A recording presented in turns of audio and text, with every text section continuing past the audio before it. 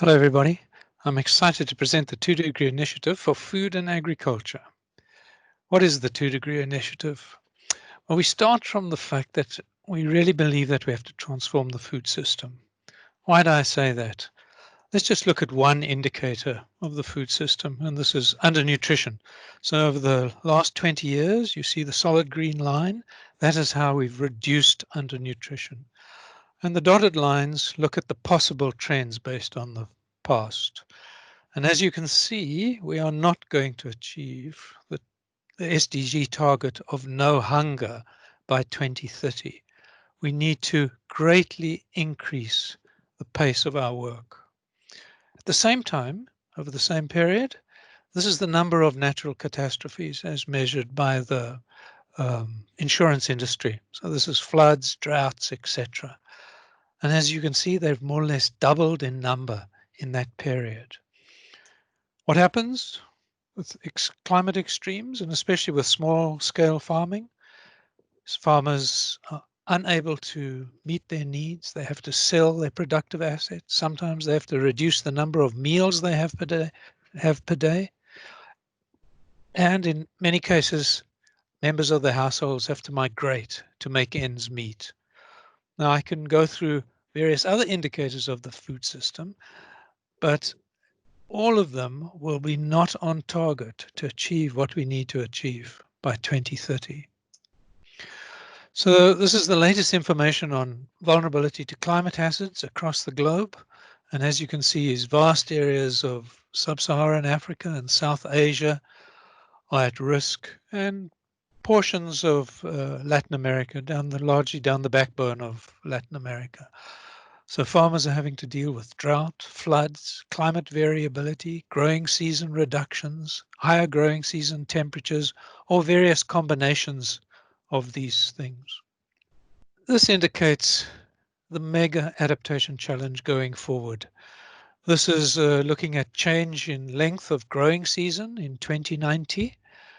Now, that sounds like far ahead, but actually my grandchildren will experience that world.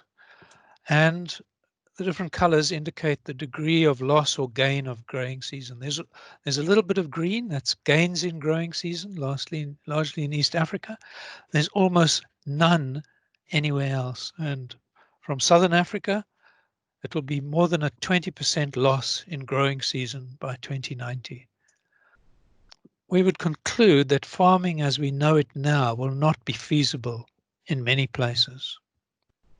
And now let's have a look at what small-scale farmers are doing in terms of their livelihoods from agriculture.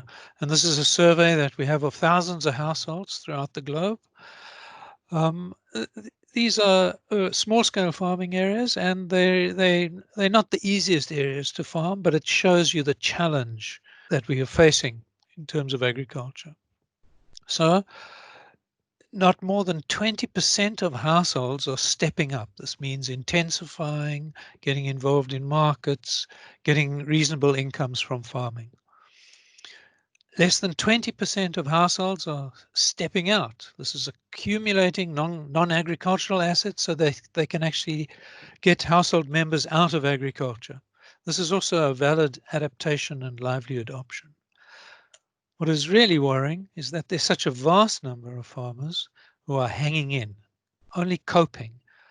When an extreme event comes, they will fall back into poverty or into food insecurity. And perhaps even more worrying is that there's quite large numbers of households, up to 32% in our sites in East Africa, where households are only scraping by with many months of food deficits. These are the challenging situations that we need to change. We have to vastly scale up our efforts in order to increase these numbers to perhaps up to 50% of the farmers in the landscapes. I've said we need to transform the food system, but I'm also believing that we need to transform ourselves. And by ourselves, I mean researchers in the agricultural research for development community. If I had to characterize research, I would say it's fragmented, inefficient, there's duplication, and it's too supply-based. We always dream up of what we would like to do, and then we go and do it. It's hampered by fear of failure, a short-term orientation, and a focus on publish or perish. So we're measured in our careers or in our jobs by the publications we produce rather than by the societal impacts that we need to achieve as a community. Therefore, it makes it very difficult to deliver end-to-end sustainable and scalable solutions that really work for farmers in the food system.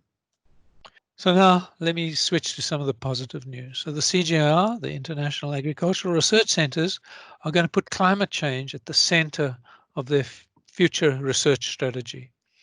And the 2-degree initiative, which we are going to discuss today, is an attempt to do R4D, business unusual, focused on these challenging climate targets. How do we have to do research business unusual? So at the top of the diagram, you see scientific credibility. That's normally what we are measured by in terms of science. The group that we work with believes that you have to do all these other things as well if you really want to do research in a different way and you want to achieve societal impact. So you need to be targeted and demand-driven, participatory. You have to be flexible and take up opportunities.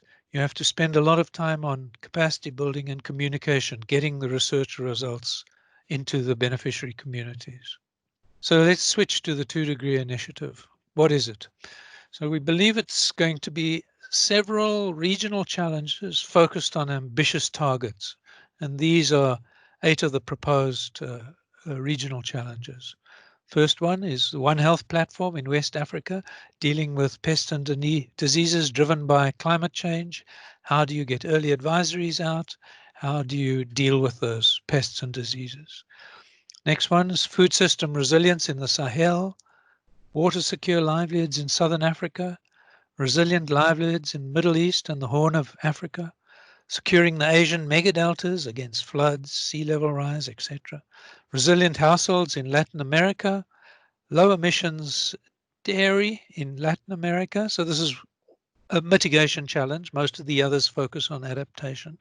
And the last one looking at major cities and the region urban food system. Why is 2-degree initiative going to be different? We believe that we have to work with delivery partners, with implementation partners and policy partners right from the start in order to define what we will do. And we need to be the knowledge providers to agencies with ambitious targets to have societal impacts. There will also be some global themes within the 2-degree initiative centered on our global theory of change. Now that's still to be worked out, but these are some of the initial thoughts. So one key element of the theory of change is practices and technologies, climate resilient and low emissions practices and technologies. As agriculturalists, we're most familiar perhaps with this element of the theory of change. We believe we also have to do lots of work around digital advisory services, getting services to farmers. There's 500 million small-scale farmers. How are we going to get them the services they need within a decade? We believe that vastly more finance has to be brought into their food system arena, and this is highly likely to be mostly private sector finance. So we have to think about market development and reshaping supply chains that work for farmers, getting inclusive value chains that reach women, that get jobs for youth. Because we're imagining quite a lot of private sector involvement in this theory of change, we also have to empower local organizations, women and youth, so that they are not marginalized by a private sector approach. How do we reduce the transaction costs of reaching millions of farmers so that we can get insurance, credit, etc. to the local level? And finally, and perhaps most important, we have to work on fostering an enabling environment of policies, institutions, and regulatory frameworks that drive the incentives for a transformative change. So some of the global research themes could be around climate-informed advisories, digital ones, could be around sustainable finance.